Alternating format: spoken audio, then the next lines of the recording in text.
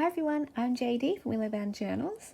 I have got a new journal that I'm working on and I've just finished putting the cover together. I want to do sort of an envelope writing themed journal, and so I've got a whole bunch of envelopes and writing type of ephemera here that I will want to include. I'm going to try and use as many different types of envelopes as I can.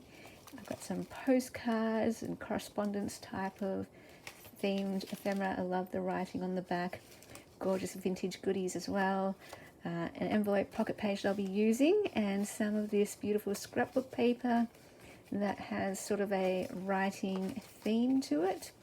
So vintage writing envelope theme overall. And my inspiration for this journal was these beautiful paper and envelope packs that I got from Beebeecraft. So I shared an unboxing video a little while ago, sharing what I got in that package from Beebeecraft, and I'll leave a link below to their website and a code to a discount code if you would like to purchase any goodies that you see there. But yeah, I got a whole bunch of envelopes and beautiful papers in the vintage style. So I want to use all of these, well, represent as many of these in this journal. So let's get started. I'm going to start with the pages, and we've got some A4 sheets here and some smaller A5 size sheets, and let's just choose a few of each type to make our pages. And these are great because they're writing blank pages, you know, that you can write on, but also they're decorative in their own right. So I really love how useful these are. Papers, I always say, are my favorite supply to use in journals, because you only need paper to make a journal. And the thing though is that I like using decorative papers, because then, you know, the journal already has some interest on each of the pages. So these, instead of just having plain white paper, which actually I do love, if you followed my channel for a while, you know that one of my favorite types of papers to include in my personal journals is white paper, because then it's like a blank canvas for me to create on. But if I'm making journals for my shop, for other people, then I try to stay away from white paper, because I know not everyone is a huge fan of white paper like I am. And also it lets me, when I'm creating journals for my shop, I'm expressing my creativity, and to just put white paper in a journal isn't the most, you know, creative artistic choice. Even though, yeah, when it comes to making my own journals, I would definitely do that, because then I create, for me, the journal that I create for myself, it's just the base, and then it's what I put on the page. When I do my journaling, that's when I get to be creative. But yeah, like I said, for a journal for my shop or journals that I make for other people, I can, you know, use more of my creativity, let my artistic side let that loose, and it's really fun to put together journal pages that are all a bit different, and variety. I love variety in a journal. So we've got 2, 4, 6 pages so far, and there are so many pages in this pack that, yeah, I was just looking around at what I had and thinking I could probably make an entire journal just using papers from that Beebeecraft package. So let's have a look here. I've got 2, 4, 6, 7 of these beautiful large pages, and then I want to include some of these as well. So what do we have here? We've got, I want to use the vintage one that looks like this. and less so the ones that have flowers. The ones with flowers are lovely too, but more suited to, you know, a botanical journal. So I just want to focus on these more vintage style papers that have these lovely designs on them. So this, it could just be craft paper, you know, like this, and it would still be a lovely page to put in the journal, but this just makes it that makes it better. So let's add a whole bunch of these. I think there's only 3 that don't have the flowers actually, so we add 3, and that will do for the papers. And look how many you get, just this huge stack of paper. Wonderful. So yeah, I could, if I wanted, because there's so many in these packs, just create a journal using these lovely papers. And honestly, for me, if I was making a journal for me, that would be totally cool, because I love just having blank writing paper in my journal. But yeah, since this is going to be a journal for my shop, a journal for someone else, not for me, I think I want to add a bit more variety than just these lovely blank pages. And I think I will add things like some vintage book pages. I think that will look nice, and that will tie in again with the sort of writing correspondence theme. I've got a library card that I'll be adding in for the ephemera, and I've also got a vintage library card, one that you can write the details on. I use them to write the details about the journal on there, but you could just use it as a journal card.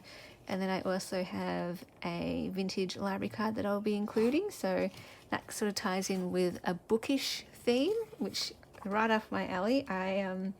This is a really fun journal for me to make, because I really love this theme of books, writing, words, letters, stationery. Yeah, I'm all for this. So I'm quite excited about making this journal actually. When I hit on the idea last night and worked on the cover, I was just like super inspired, and it's all about the supplies. So people often ask me, where do you get your inspiration for making your journals? Like, how do you choose your themes? And how do you put it all together, the ephemera, the embellishments, the pages, so it's all on theme? And I just say, I look around at my supplies, I see what I have enough of to make a journal, and then I go from there. So I was looking around, I was like, I want to do something, what can I do? Looked around, saw all these papers from Beebeecraft, and like, ooh, there's enough there to make a journal. And from there, that's when this whole idea came together of like a vintage writing theme with envelopes and letters, books and correspondence, stationery, all that good stuff. And especially like with my own personal journals, I don't like including pockets and interactive elements. I don't like embellishing or adding ephemera to my personal journals, but when I'm making them for my shop, that's where I get to use my creativity and have a creative outlet for doing all of that stuff. So this is my chance to use lots of envelopes, because envelopes are a wonderful way to use to add pockets and interactivity to your journals.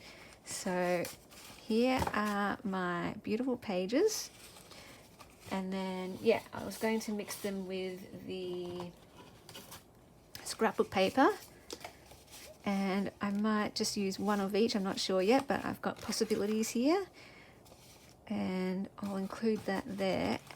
I do have this envelope pocket page, and all I want to do now is show you how I will use these. So yeah, I'll probably do the pages in this video, and in a following video I'll show you how I add pockets and things, embellishments, ephemera, using envelopes.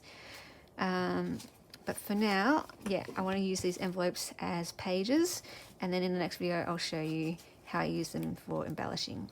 So let's take this one for example. It's quite a large envelope anyway, and I will want to turn this in to a page. So this is one way we can use envelopes. If I cut it open, that would help. I just knocked you a little bit. Let's push you back down again in frame. And do I want to open this way? I think I do want it this way to be the front. And we're just going to open that out, and I think I'm just going to trim so that it fits inside the cover like so. And then there we have a lovely journal page made out of an envelope. Now I could do the same thing with this smaller one. Why not? Let's go ahead and do that, because I do want to use as many envelopes in this project as I can in different ways and show like the different variety. And let's leave it like that so we have some added interest there. And I just want to always be conscious of how many pages I'm using here. So 2, 4, 6, 8, 10, 12, 13. And then I have these envelopes that go this way. And so you can use these types of envelopes by just cutting off the flap, folding it in half, and then you get a top loading pocket page. Do I want to do that with this? Do a second one? I don't think I do. So what I think I want to do here is you could either tip this in as its own page with some washi tape. You could cut it open down here to have it open as a page, but see how it's white on the inside. I don't want to have the white, since I'm going for like an all sort of vintage look in this journal. In other journals I don't mind having white in there at all. I don't mind mixing vintage with white pages, but in this one we're going for an all vintage look with the craft paper.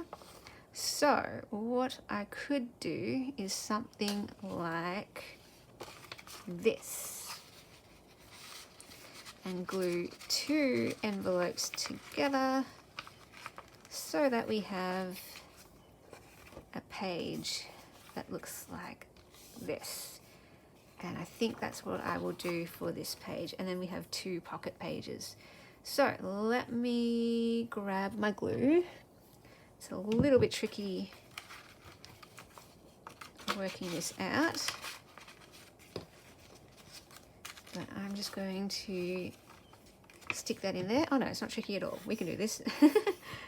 We only have to really glue one side.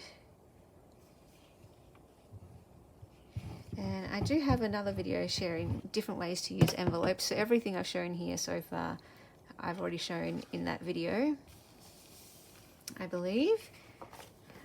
So feel free to check that out if you're wanting other ideas on how to use envelopes. But see what that does. We have now a pocket there. And you can, if you want, you know, just get some distress ink and just, you know, blend that in a little bit. This one's a little heavy-handed, but that's totally okay. It's rustic and it's real and it's raw. This one blended in a bit more nicely. I just had a lot more ink on this one, but that's totally cool. And then what we're going to do, it's too tall, so first of all we're just going to cut it about here.